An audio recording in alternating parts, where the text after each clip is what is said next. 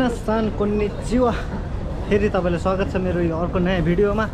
र आज चाहिँ म यो भिडियोमा तपाईहरुलाई जापानमा स्टुडेन्ट भिजा भर्सेस एसएसडब्ल्यू भिजा कुन भिजामा चाहिँ जापान आउँदा चाहिँ एकदमै धेरै बेटर हुन्छ र फ्युचर एकदमै सिक्योर छ त्यही भन्ने बारेमा चाहिँ मैले यो भिडियो लिएर आएको छु।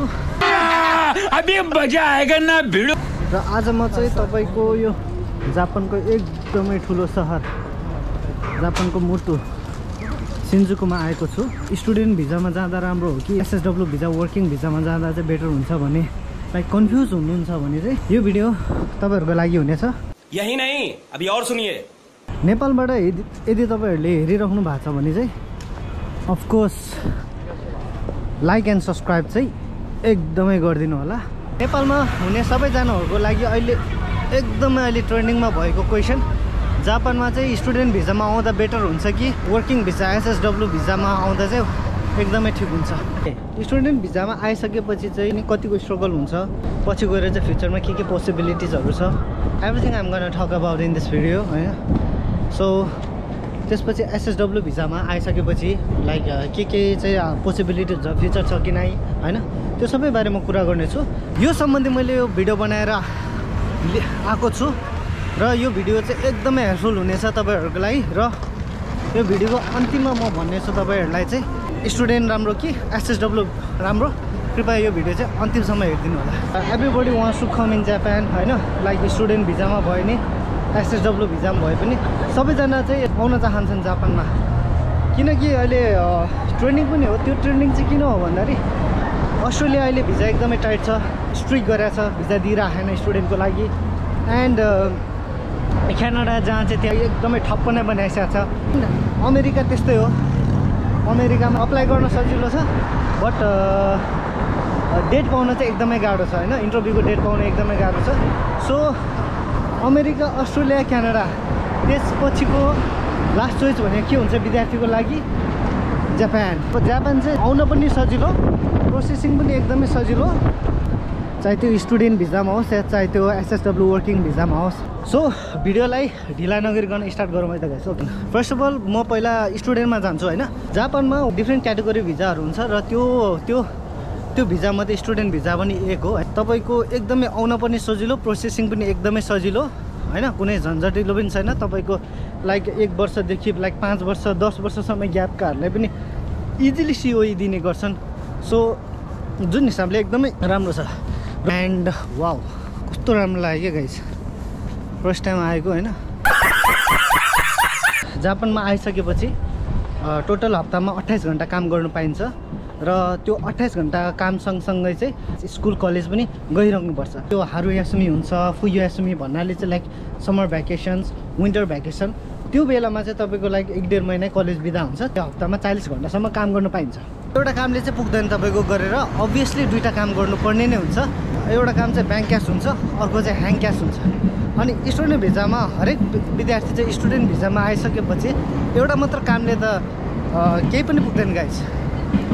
अब सबैजना ऋण लिएर आएको हुन्छ हैन नेपालदेखि। अब हरेक विद्यार्थीहरू अब 15-20 लाख रुपियाँ पैसा चाहिँ लाइक तिरेर आएको हुन्छ।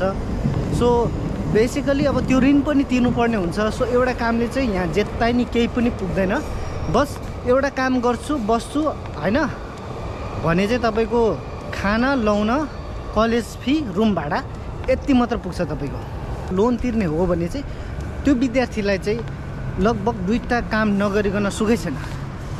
एउटा कामले तपाईँको कलेज फी, रुम भाडा, खानेमा कटिन्छ भने अर्को पैसा चाहिँ तपाईँको काम गरेर सेभिङ गरेर चाहिँ नेपाल पठाउने भन्छ हो। त्यसरी चाहिँ लाइक दुईवटा काम गर्न नै पर्ने हुन्छ। स्टुडेन्ट भिजामा आइसकेपछि चाहिँ फ्युचर चाहिँ कस्तो छ भन्दाखेरि नेपालदेखि ल आयो होइन, स्टुडेन्ट भिजामा आयो अनि 1 वर्ष निहोङ्गो जापानिज ल्याङ्ग्वेज स्कुल पढ्नुपर्छ। 1 वर्ष कि 2 वर्ष। अब त्यो 1-2 वर्ष पढिसकेपछि फेरि सेमोन गएको जाने कि अब दाइ गएको जाने भन्नाले भोकेसनल स्कुल जाने कि डिप्लोमाको लागि कि त युनिभर्सिटी जाने। अब मेनली नेपाली विद्यार्थीहरू चाहिँ युनिभर्सिटी भन्दा पनि सेमोन गएको छिर्नेहरूको चाहिँ फ्लोहरू धेरै छ। अनि 2 वर्ष सेमोन गएको पढ पार्ट टाइम पनि गर्ने, अनि त्यो पार्ट टाइम गरेको पैसा सेभिङ, अलिकति सेभिङ गर्ने, नेपाल पठाउने, अरू सबै यता स्कुल कलेजलाई तिर्दा नै ठिक्क हुन्छ।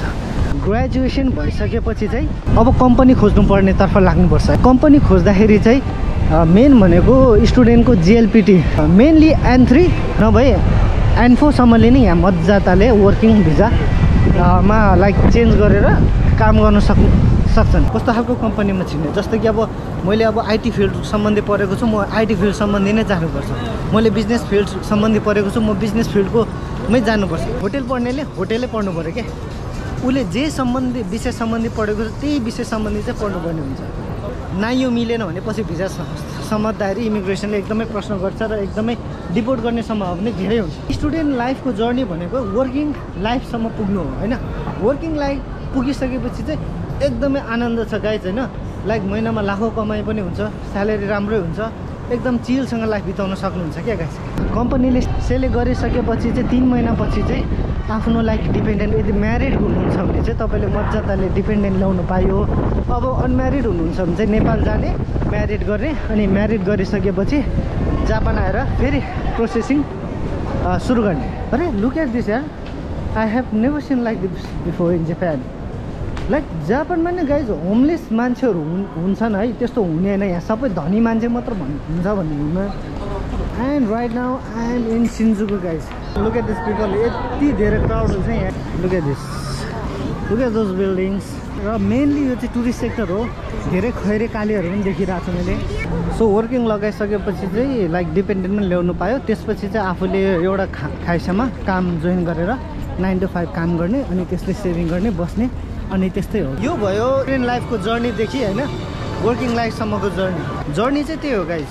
स्टुडेन्ट भिजामा जापान आइसकेपछि चाहिँ हाम्रो अन्त्य हुने भनेको चाहिँ वर्किङ भिजासम्म हो क्या। स्टुडेन्ट भिजामा आएर पढेर ल्याङ्ग्वेज सिकेर अन्तिममा हामीले एउटा राम्रो कम्पनीमा जोइन गरेर एउटा राम्रो स्यालेरी चाहिँ खानु। स्टुडेन्टले चाहिँ विभिन्न खालको मेन्टली प्रेसर होइन चाहिँ एकदमै धेरै डिप्रेसन यस्तो चाहिँ एकदमै धेरै सामना गर्नुपर्छ। इभन म पनि स्टुडेन्टै हो होइन। एन्ड मैले चाहिँ के गरेको थियो भने आफू अलि मेन्टली नै लाइक हुन्छ नि स्ट्रङ भएर आएको थिएँ। सो त्यही भएर चाहिँ मलाई अलिक सजिलै भयो। स्टुडेन्ट भिजामा चाहिँ अब सबैले भन्छ गाह्रो हुन्छ होइन, यताउति हो, त्यो गाह्रो हुन्छ, एकदमै गाह्रो हुन्छ गाइज। मेन समस्या भनेको स्टुडेन्टले चाहिँ first of all mentally pressure, depression, homesickness, financial समस्या झेल्नुपर्ने हुन्छ। र अहिलेको सिचुएसन हेर्ने हो भने चाहिँ लाइक काम पाउन पहिला जस्तो एकदमै लाइक सजिलो छैन, मुस्किल छ।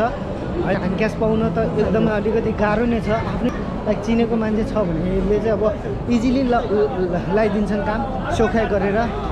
तर चिनेको मान्छे छैन, एक्लै हुनुहुन्छ होइन भने चाहिँ अलिक गाह्रो हुन्छ। र दुईवटा काम पाएन भने चाहिँ विद्यार्थी एकदमै समस्यामा जान्छ। विभिन्न खालको विचारहरू आउँछ, मेन्टली प्रेसर हुन्छ, डिप्रेसनमै जान्छ विद्यार्थीहरू। त्यही भएर तपाईँहरूले चाहिँ लाइक सुन्नुभयो होला नि त, कति नेपाली विद्यार्थी चाहिँ लाइक जापानमा सुसाइड गरेको होइन, कतिजनाले चाहिँ आत्महत्या गरेको खबरहरू तपाईँले न्युजहरूमा पटक देखिरहनु भयो होला। हो त्यो रियल पनि हो। म ओकिनावामा निहोङ्गो गएको पढ्दै गएको त होइन, मेरो गएको अलिकति उतापट्टि एउटा आफ्नो रुममै झुन्डेको अवस्थामा चाहिँ लाइक फेला पऱ्यो होइन। अब मैले त चिन्दिनँ, तर मेरो साथीहरूले चाहिँ चिन्ने रहेछ।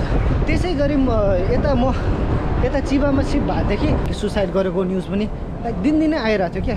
के कारणले भन्दाखेरि चाहिँ लाइक फर्स्ट अफ अल त मेन्टली प्रेसर हुन्छ, होम सिकनेस। अब टाढा छ जापानमा होइन, अब 7 समुद्र पारी आफ्नो ठाउँदेखि, आफ्नो नेपालदेखि, अनि फ्यामिलीहरूबाट टाढा। अब नेपालमा हुँदा अब सबैजना हुन्थ्यो, सरसल्लाह दिन्थ्यो होइन, गाइड गर्थ्यो, एन्ड सबै एक किसिमको थियो नि। बट जापानमा आइसकेपछि चाहिँ यहाँ चाहिँ यो कन्ट्री चाहिँ कस्तो कन्ट्री हो भन्दाखेरि एकदमै इन्ट्रोभर्ट कन्ट्री हो क्या यो। यहाँ तपाईँ एक्सट्रोभर्ट हुनुहुन्छ भने चाहिँ यो कन्ट्रीले चाहिँ तपाईँलाई इन्ट्रोभर्टै बनाइदिन्छ के गाइस। किन भन्दाखेरि यहाँको वातावरण नै त्यस्तो छ कि गाइस। जापानिजहरू भयो, यिनीहरूको वर्क कल्चर भयो होइन, यिनीहरूको म्यानर भयो, डिसिप्लिन भयो होइन, यो कुराले चाहिँ एकदमै लाइक इन्ट्रोभर्ट बनाइदिन्छ। कलेजमा नि तपाईँको टाइममा कलेजमा फी बुझाएन, टाइममा कलेजमा आएन, एब्सेन्ट बस्छ भने चाहिँ यस्तो समस्या गरिदिन्छन् कि यिनीहरूले होइन। लाइक त्यसले गर्दा तपाईँको भिजामा नि समस्या परिदिन्छ क्या। कतिजना त यस्तै थियो, म निहोङ्गो गएको पढ्दै लाइक 3-4 जना स्टुडेन्टलाई चाहिँ डिपोर्ट गरिदियो क्या नेपाली विद्यार्थीलाई। किन भन्दाखेरि रुल्स मानेन, यदि स्टुडेन्ट भिजामा जापान आउँछु भनेर सोच्नु भएको छ भने मेन्टली चाहिँ एकदमै स्ट्रङ हुनु क्या तपाईँ।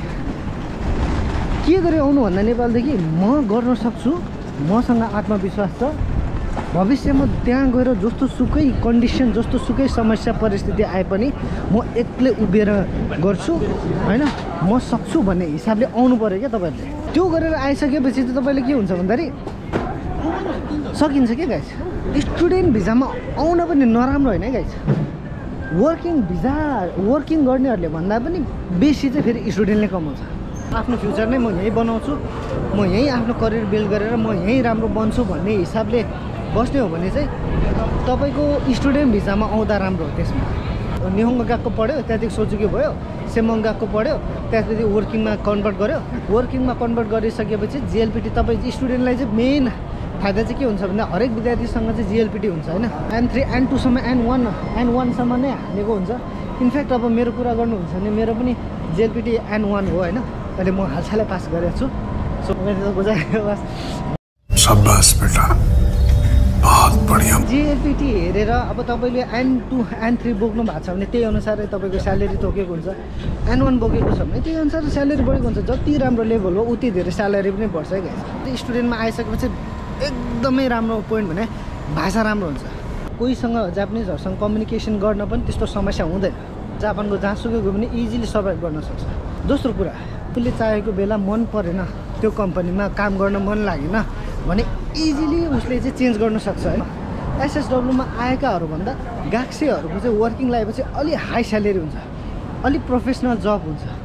नेपालीहरू राम्रो राम्रो पोजिसनमा नि काम गरिरहनु भएको छ होइन। एयरपोर्टमा होस्, ट्रेन स्टेसनमा होस् होइन, वर्किङ अब होटेल ठुलो होटेल रिसोर्ट सबैमा नेपालीहरू अहिले राम्रो कमाइ गरिरहेको। वर्किङ लगाएपछि चाहिँ लाइफ राम्रो छ क्या गाइस। स्टुडेन्टमा मात्र अलिकति स्ट्रगल गर्नुपर्ने। यो 4 वर्ष हामीले स्ट्रगल गर्न सक्यो भने चाहिँ लाइफ राम्रो छ guys. 9 to 5 jobs, no mentally pressure, वर्षमा 2 चोटि बोनस। र मेन कुरा भने चाहिँ स्टुडेन्टले आफ्नो पढाइ सबै पुरा गर्दै वर्किङ लगाइसकेपछि चाहिँ उसको पिआर खाने समय हुन्छ क्या गाइस। पिआर चाहिँ तपाईँको जापानमा के छ भन्दाखेरि 10 वर्ष अनिवार्य बस्नुपर्छ विदाउट एनी क्रिमिनल रेकर्ड। तपाईँको एउटा सानोभन्दा सानो चिज पनि यिनीहरूले एकदमै गहिराइसँग रिसर्च गरेर खाकुनिन गर्छ।